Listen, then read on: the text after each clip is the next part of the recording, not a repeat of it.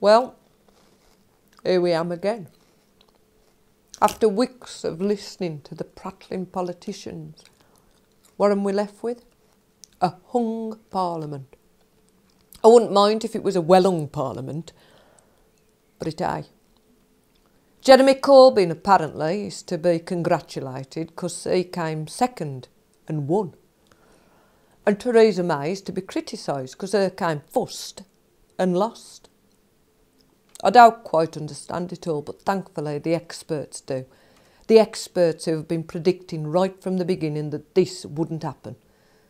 But they're still experts because they can tell you why they got it wrong and learn the lessons.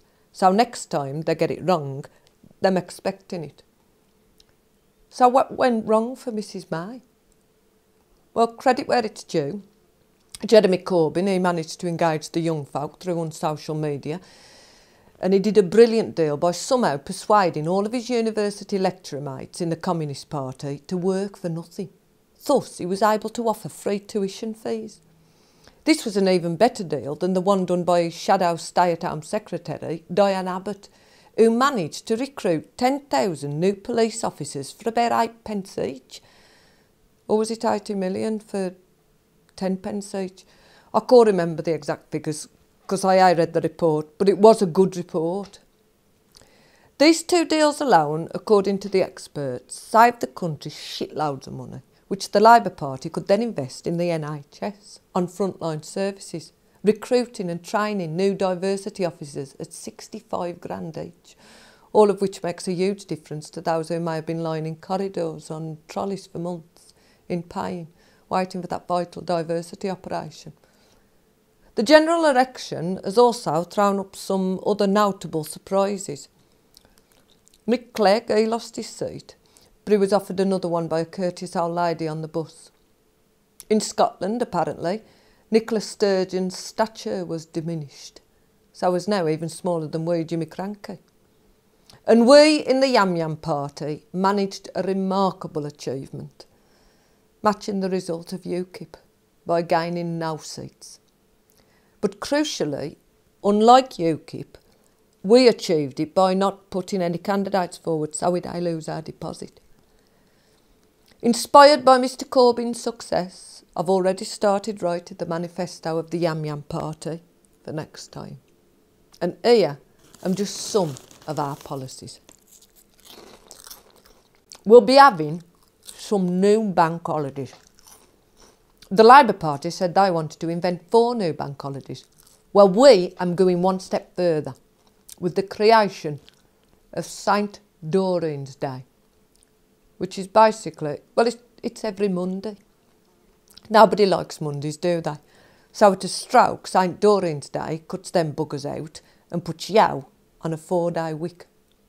You won't particularly notice any difference in April or May, admittedly, but for the rest of the year you'll be quidsing. We'll introduce a Friday version as soon as the country can afford it, quickly followed by a Tuesday to Thursday version. In fact, the whole bloody year will be one big holiday. And the genius of it is there'll still be enough money to cover the benefits bill because you'll get paid holiday pay, which is taxed. Our second manifesto policy is aimed specifically at the young folk. From now on, if you're under 25 and vote Yam-Yam, everything will be free.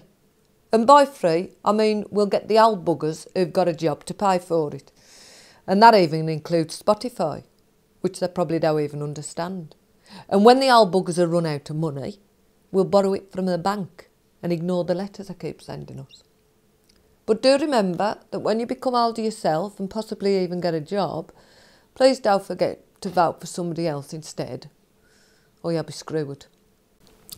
And most of all, at this difficult time, this country needs strong and stable leadership. Theresa May did her best to remind us of this by saying it every 15 seconds for the last 7 weeks. But the more I said it, the more we somehow die believer. Because let's be honest, Theresa May is a bit like a version of Margaret Thatcher that you have bought from the pound shop. And right now, we need the real thing. So taking all this on board, I've been practising a new way to address the electorate as I announce our final policy. I recently became aware of the plight of the Yam-Yams, who desperately need our help and who have become an inspiration to millions of hard-working families across the United Kingdom. Because here in the Yam-Yam party, we think the old saying, laughter is the best medicine, is truer than ever. So we'll be making a good laugh available on the National Health 7 days a week. We'll start by sending out some jokes to your GP, so you can make an appointment if you just need cheering up. Or for those of you who need urgent specialist treatment, we will appoint 1,000 new stand-up consultants waiting at hospitals around the country. On top of this, we'll also be training the Chuckle Brothers to be the first responders. For too long, the political elite have sought to rule this country from their ivory towers in foreign lands like London. Is it fair? Is it democratic? Is it right? No, no, no. The good folk of the black country have had enough. The fight back starts today. Together we will build a new type of political party. A party that doesn't hide behind political correctness and prefers instead the doctrine of good old-fashioned common sense. A party that listens to its members and responds with decisive action. A party, in short, that doesn't talk total bollocks. And that party is the Yam-Yam Party. A political party for those that hate politics and politicians. This is my cast iron black country pledge. And for those of you waiting for that favorite media catchphrase, the U-turn, I have only one thing to say. U-turn if you want to. The Yam-Yam's not for turn.